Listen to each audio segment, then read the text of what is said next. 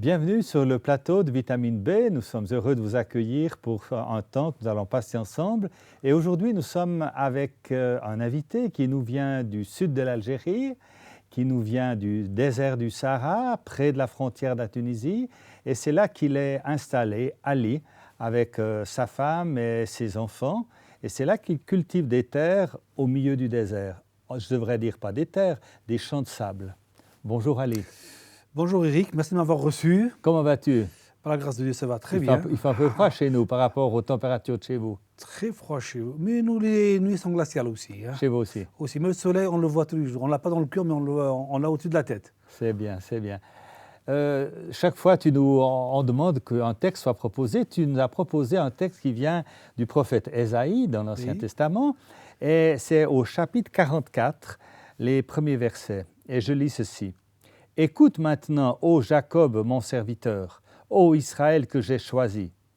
Ainsi parle l'Éternel qui t'a fait et qui t'a formé dès ta naissance, celui qui est ton soutien. Ne crains rien, mon serviteur Jacob, mon Israël que j'ai choisi.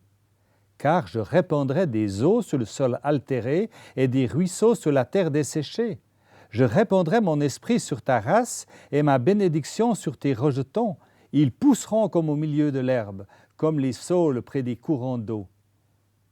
Celui-ci dira, je suis à l'Éternel. Celui-là se réclamera du nom de Jacob. Cet autre écrira de sa main, à l'Éternel, et prononcera avec amour le nom d'Israël. » C'est un texte qui est riche, qui a beaucoup, qui est beau aussi. Il y a des belles paroles. Alors, comment ça se fait que tu as choisi ce texte?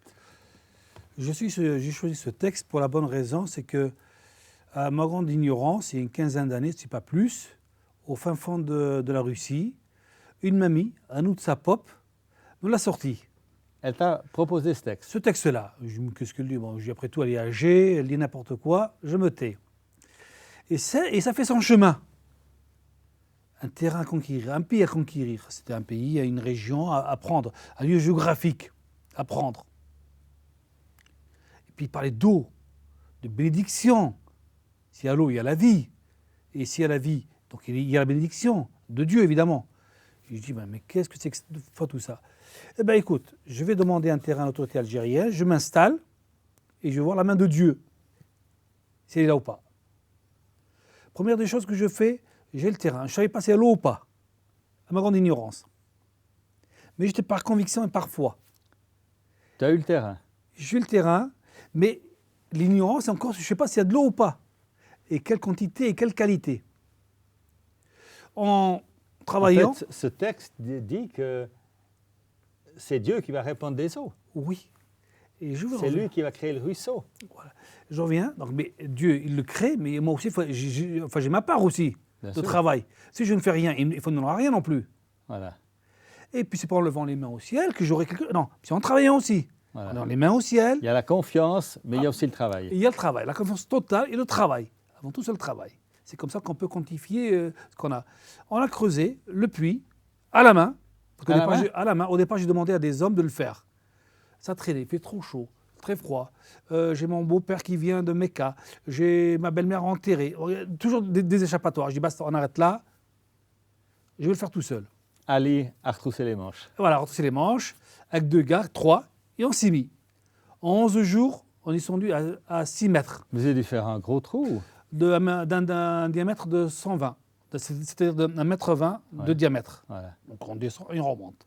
On est arrivé. C'était dur, avec les matériaux, avec des outils locaux. On est arrivé. De l'eau en bonne quantité, fraîche, bonne. Fraîche et bonne. Voilà. Elle est délicieuse cette eau-là. Merci Seigneur. Et puis, on a travaillé sur cela-là. Je dis maintenant il y a l'eau. Et il dit que ceux qui font confiance à Dieu, qui s'installent dans un pays, dans une région que Dieu leur donne, il y a la bénédiction de Dieu qui est là.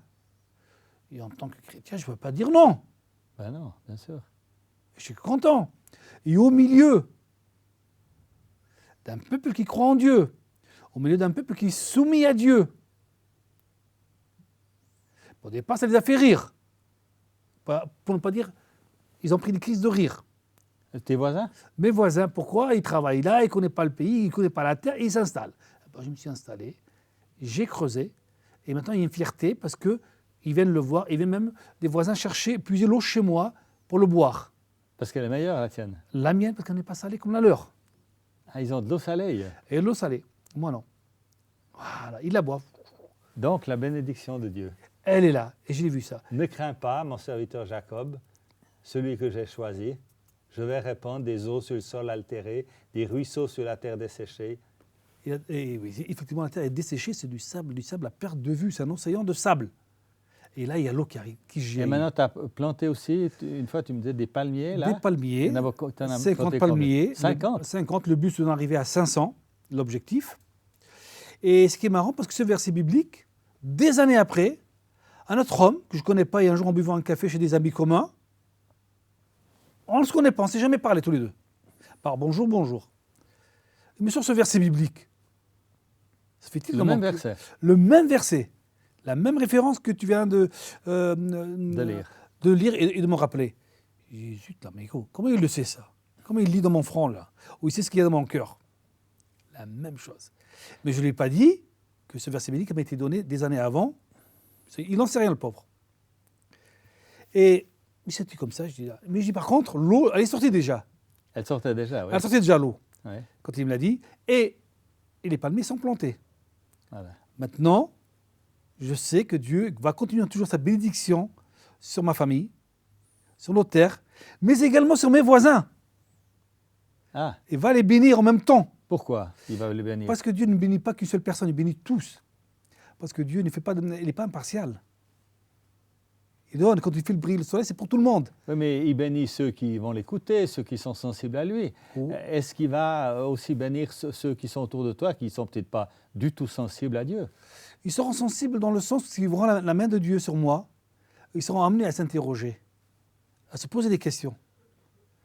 Eux-mêmes, ils ne vont pas nous dire ce qu'ils se posent comme question. Je l'ignore. Mais dans leur intimité, dans leur fond intérieur, ils se poseront des questions. Ils feront les changements nécessaires. De ne pas tricher, de ne pas mentir, de ne pas voler. Voilà, des petites choses qui sont des grandes choses pour Dieu. Mentir, c'est une petite chose. Un petit mensonge, c'est un péché. Voilà. Ils vont arriver à ne pas mentir, à ne pas blasphémer, à ne pas injurier. Et ça va les aider aussi dans leur vie de tous les jours avec leur famille. Toi, tu dis que tu es chrétien, que tu as confiance en Dieu, mais ce n'est pas tout à fait le cas des gens autour de toi. Les Arabes, en principe, ils sont musulmans, non? 80% des Arabes sont musulmans. 80%, pas le 100%, non? Non. Il ne faut pas oublier que les premiers chrétiens, ce n'est pas les cathos, ce n'est pas les Romains ou les Gaulois. C'était les Juifs et les Arabes. Et les Arabes. Et les Arabes, les premiers chrétiens. Et il y a encore beaucoup de chrétiens parmi les Arabes? Les premières églises, que ce soit en Palestine, au Liban, en Égypte, même en Arabie, en Irak, en Syrie, eh bien, c'était des chrétiens. Et il y en a encore aujourd'hui? Il y en a encore. Il y a les Chaldéens, il y a les Syriaques, il y a les Malékites, les Maronites, les Coptes. Mais avec tout ce qui se passe dans le Proche-Orient et en Afrique du Nord, il semble que beaucoup de ces chrétiens ont quitté. Ils sont partis aux États-Unis, ils sont venus en Europe, ils sont allés en Angleterre, en Suède, un peu partout. Parce qu'ils sont chrétiens, ils ont fui. Il en reste encore. Il en reste encore, il en restera encore. Il en restera encore. D'abord, ce qui s'enfuit, c'était dans le but de casser ces hommes-là. Donc, ceux qui savaient travailler ou ceux qui avaient une intelligence, ils sont partis vendre leur savoir aux États-Unis, au Canada, en Suède, dans les pays que tu viens de citer, dans certains de ces pays que tu viens de citer. Mais d'autres ont préféré rester. Voilà. Rester. Qui est mon cas. Aussi, pourquoi tu veux que je parte? Je suis très bien. Je m'entends très bien avec tout le monde. Simplement, la parole me dit respecte l'autorité supérieure, je la respecte. Elle-même, elle me respecte. Elle te respecte? Elle me respecte. T'as pas peur, t'as pas... Pas du tout. Pas du tout. Je vois un gendarme, il me dit de m'arrêter, je m'arrête. Je sais ce que veut me dire un gendarme, c'est papier. Tu donnes les papiers, tu en règles, au revoir, bonne route. Ouais. Mais maintenant, le fait que Dieu a répandu son esprit sur toi, donc il est venu en toi, tout chrétien a l'esprit de Dieu en lui, Oui. Qu'est-ce que ça change? Alors, je vois bien, quand Dieu répand de l'eau dans une région, il y a la bénédiction, il y a les cultures. Tu as trouvé de l'eau et tu as pu développer tes cultures. C'est même un exemple pour les voisins. Mais maintenant, le fait que Dieu a répandu son esprit en toi, quelles sont les conséquences de cela? Les conséquences, d'abord, c'est un grand respect que j'ai par mes voisins. C'est aussi des interrogations, pourquoi je n'ai pas peur de l'avenir? Parce que actuellement, dans ce monde qui bouge énormément, les gens ils ont la frousse, ils ont une crainte, pas une crainte, une frousse, une peur bleue du lendemain, que moi j'ai une confiance totale en Dieu, pour ne pas dire absolue. C'est beau. Voilà, avec une espérance qu'ils n'ont pas. On leur dit peut-être que, tu fais, peut-être que, là non. Peut-être que quoi? Que tu seras sauvé. Que tu seras sauvé, que là non. Et toi, tu sais, toi. Tu sais, parce que simplement, le cas de ce verset biblique, tu me suis, tu m'obéis, enfin tu m'écoutes, tu seras béni. Voilà. Toi et tes enfants, toi et ta maison. Et là, je ressens cette bénédiction. Je la vis. Mais tu parles de tes enfants, ta bénédiction. Tu as eu quand même aussi des soucis avec tes enfants. Sans faire trop long, dis-moi en deux mots. Effectivement, donc nous avons des triplés. Des triplés, oui. Et dans les triplés, donc, au bout de 40 jours après, j'en ai 2 sur 3 qui ont été malades, aussi gravement l'un que l'autre. On est venu les soigner en France. Des maladies incurables ou bien? Des maladies que le monde médical ne sait pas encore. Une maladie qu'ils appellent ça une maladie orpheline, oui, pour l'un, et l'autre, donc, c'est une maladie qui était incurable pour la seconde. Pour la fille, là, tu m'as dit elle était anormale. Elle était anormale. Donc, pour le monde médical, elle devait être paralysée. Psychique et phisique. Et physique. Paralysée aussi. Et paralysée. Et voilà, elle devait être arriérée ou débile, et puis aussi ne jamais marcher. Voilà. Et voilà, elle a compté étonnement de la persévérance dans la prière. Oui. Beaucoup d'amour, une confiance totale et absolue en Dieu. Et comme tu m'as déjà raconté, je sais la finale, oui, c'est à quel âge qu'il y a eu un changement? De 18 mois après. 18 mois. 18 mois après. Puis tu m'as dit, en un mois, elle était complètement rétablie. Elle s'est mise à marcher... En quelques heures. En quelques heures. En quelques heures. C'est-à-dire que les médicaments qu'elle prenait à la veille, la cortisone, ainsi de suite, c'était fini. Basta. Total. Guérie. Absolue. Elle s'est mise à marcher. À marcher, à danser, à chanter. Voilà. Et le garçon, c'était aussi... Pareil aussi. Tous les identique. deux sont pleins de vie. Tous les trois, pour ne pas dire. Voilà. Tous les trois sont pleins de vie. Donc, tu sais ce que c'est quand la bénédiction en eau tombe sur un terrain ou la bénédiction de l'Esprit de Dieu qui tombe sur quelqu'un, sur une famille, eh bien, il y a toutes ces choses qui se passent. Mais je la vis. Pourquoi je n'en parle pas? J'en parle. Ça ne va pas coûter de l'argent. Ça va coûter simplement qu'une confiance en Dieu. Mais c'est ça, tout à l'heure, plusieurs fois, tu m'as déjà répondu, une confiance totale, absolue. Ce n'est pas souvent qu'on entend ça. Et tu me fais du bien en me disant cela. Et je crois que tous nos amis téléspectateurs, vous avez bien compris, une confiance absolue en Dieu, que Dieu va s'occuper de toi, de ta famille, de tes besoins. En fait, c'est la prière de notre Père. Donne-nous aujourd'hui notre pain de ce jour et tout ce qui va avec. C'est cela, en fait. C'est exact.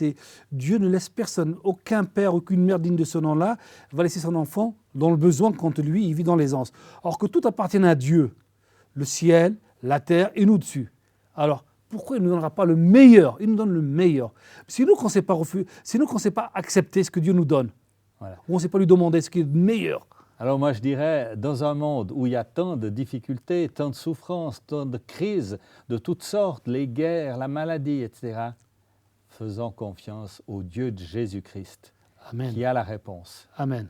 À Dieu soit la gloire. Amen. Merci beaucoup Ali, à une prochaine, bon retour. Inch'Allah, merci de m'avoir reçu. Au revoir. Chers amis, au revoir et à bientôt. Et rappelez-vous, une confiance absolue en Dieu. Au revoir.